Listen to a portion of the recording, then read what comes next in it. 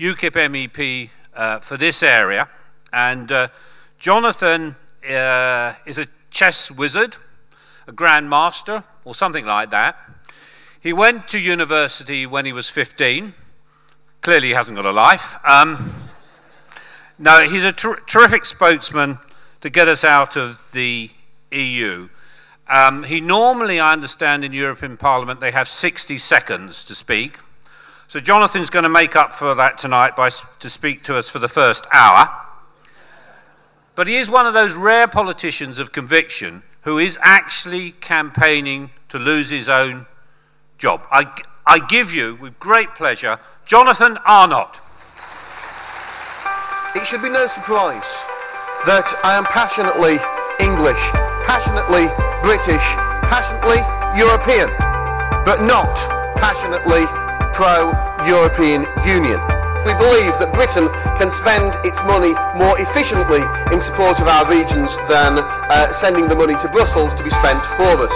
We've heard the report and now the Parliament has just 5 minutes to debate it before the Commission sums up.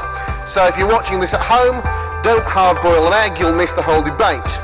Ladies and gentlemen, the choice here is a choice between democracy, between listening to the people, or going back and doing things behind closed doors in the European Union way.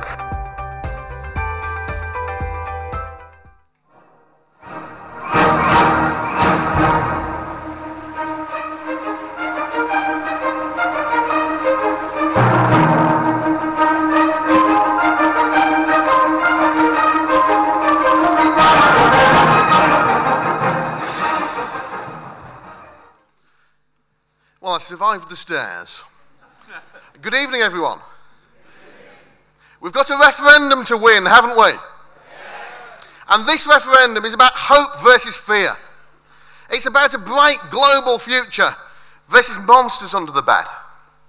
It's about whether we control our destiny and write our laws, or whether we allow unelected bureaucrats to write them for us. I remember when I was a kid, my late grandfather used to tell us that he'd got something which he called anti-lion powder. And he told us that he'd put this anti-lion powder around the house before he went to bed so that the lions wouldn't get in overnight. And of course, as kids, we fell for it. We argued with him. We said, "But Grandad, there are no lions around here." And he said, "Wow. Proves it works then, doesn't it?" And that's what the In campaign are doing.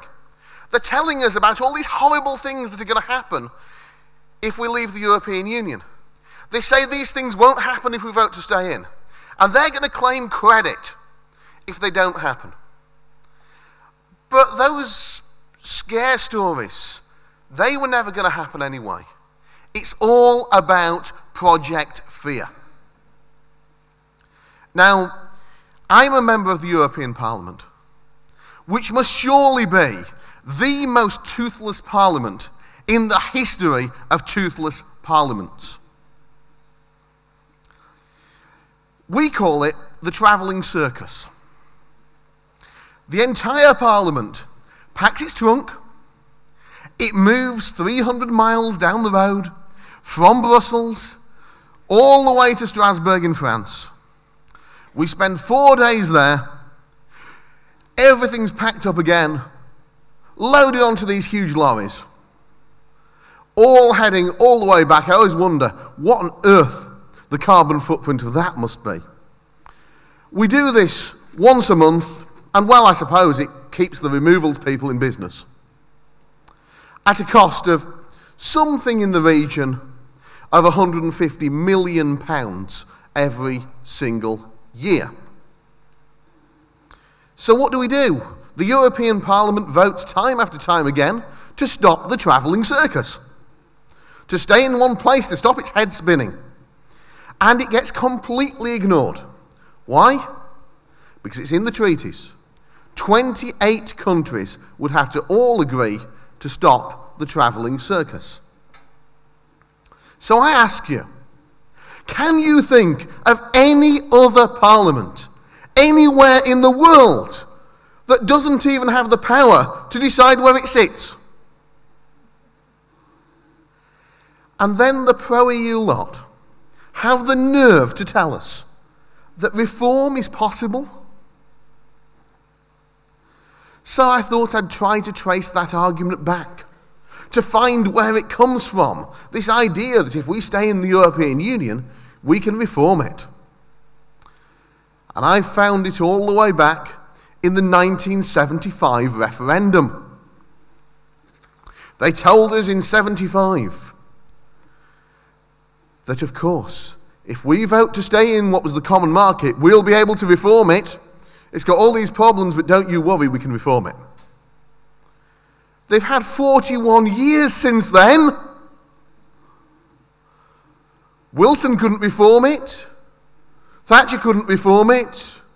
Blair, Major, Brown, Cameron, they couldn't do it.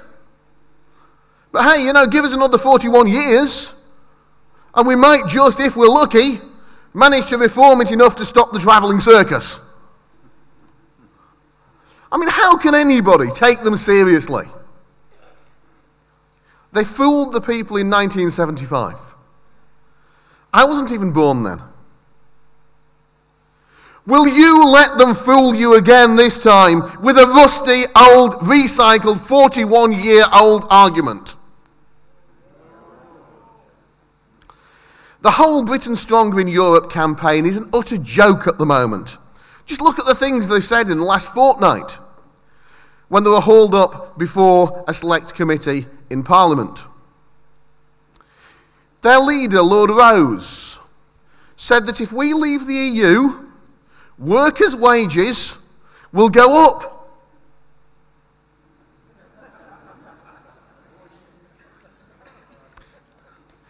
He says that 3 million jobs will not be lost if we leave the European Union. They asked him about the Euro myth, where the in-campaigners were saying each family would be £3,000 a year worse off if we left the EU. Where does that figure come from? He said he'd got no idea. Then their executive Will Straw was up, and he told us that if we left the EU, we'd be able to get a better deal than Switzerland or Iceland. And he said that all the trade would keep going on if we leave. That's what we've been saying for years. It's fantastic. Not only have we won the argument, the in-campaign are actually making our own points for us. Maybe they should apply to be one of the Leave campaigns too. So the great news is, ladies and gentlemen, we have won the argument. But winning a referendum is going to be a little bit tougher than that. Are we ready? Are we ready to counter the in-campaign's myths, scaremongering and lies? It seems that every time you open your box of cornflakes with your breakfast, another EU myth and scare story pops out. We're told that somehow the Calais migrant jungle would move to London. Seriously. Our land border with France is a tunnel. It's about 20 metres. If we, as the world's 5th largest economy, couldn't police 20 metres of border, there'd be something deeply wrong. And then they tell us we'd lose jobs because of trade. Nowhere else in the world do you have to rewrite your laws to buy and sell stuff. I mean, in Singapore, they banned chewing gum. You don't see Sri Lanka saying, well, we'll trade with you, we'll sell you our products, but only if you change your law on chewing gum. It'd be ridiculous. It just wouldn't happen. Unless maybe they wanted to sell them chewing gum. But, you know, we've already heard the number of job losses in the event of Brexit. We've heard of the 74. And frankly, most of them actually need a good sacking anyway. I was in a lift in Strasbourg this week, and I overheard a Green Party MEP describe this referendum as stupid.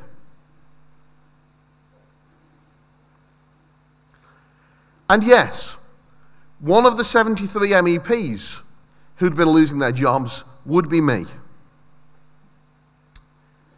And so I'm just a politician, standing in front of my electorate, asking you please to sack me.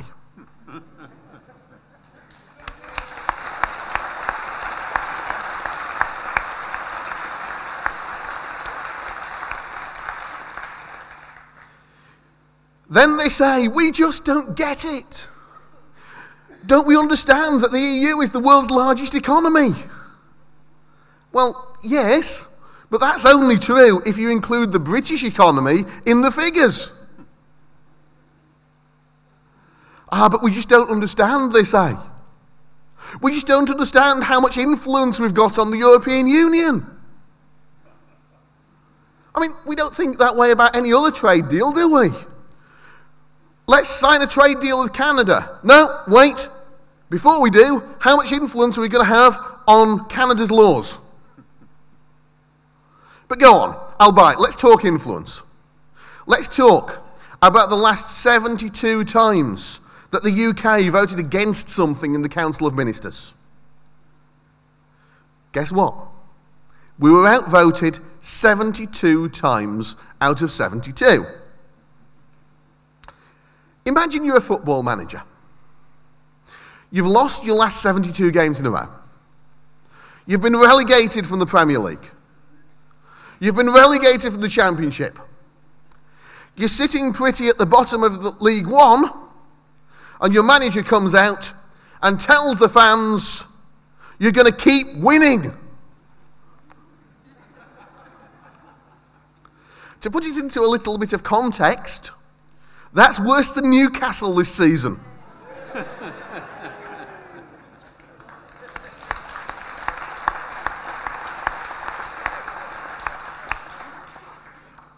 And Sunderland.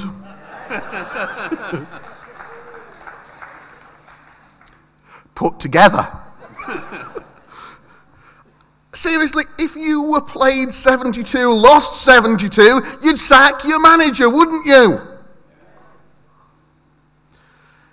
I'm going to finish with the nonsense argument that we keep hearing in the North East.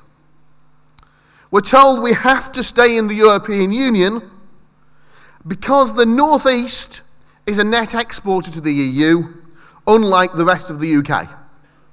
And that's the big one that I get time after time again in debate. We're net exporters, the rest of the country isn't. We're different. The North East somehow, we're told, has to vote to stay in. It's a nonsense. Because they've forgotten one thing. It's not Newcastle that's going to go negotiate a trade deal, is it? It's the whole country, the whole United Kingdom, that negotiates a trade deal. And we are Europe's best customer. We buy so much stuff from Europe. We buy more stuff from Europe than pretty much anywhere else buys from Europe. And we get to negotiate a trade deal based on that for the whole UK. And all the benefit that the UK gets from being net importers, we in the North East get as net exporters. We get all of that benefit despite the fact that we're not net importers. It's great for us. We'd be getting a cracking deal. But I'm not even 100% sure that the figure's true. Let me tell you why. A lot of our goods, and this happens more in the North East than anywhere else in the country when you look at the trade figures, are shipped across to the huge container ports in places like Rotterdam. And then, from there, they're shipped to a final destination. And that could be America, it could be Russia, it could be China. But the EU, for trade purposes, counts it as trade with Holland. I mean, it's a bit like, imagine, while we're on the football analogies, Imagine I was going down to Wembley to watch England play Germany. I stop off on the way at Scotch Corner Services for a sandwich. And then I watch the match, and it's the most amazing match because England actually win for once. Okay, if I'm going to do a bit of fiction, you know, the In campaign always say that we come up with fiction in the Leave campaigns. Maybe that's it. England beating Germany at football, I don't know. And we win.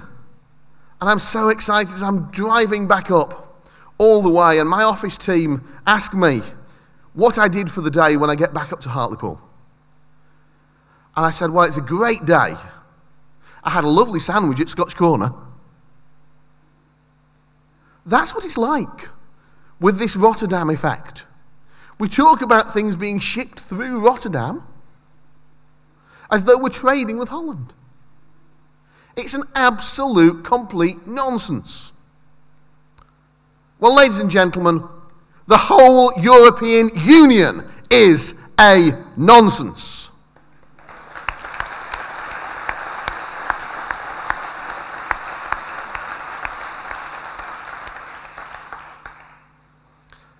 Don't believe the lies. Don't believe the scare stories. Don't believe Project Fear. But believe instead in hope. Believe instead in a Britain taking her rightful place in the wider world. Don't believe we're not good enough. Don't let them belittle us. Don't let them put this country down. Believe in hope. Believe in hope of putting the great back in Great Britain. Thank you very much.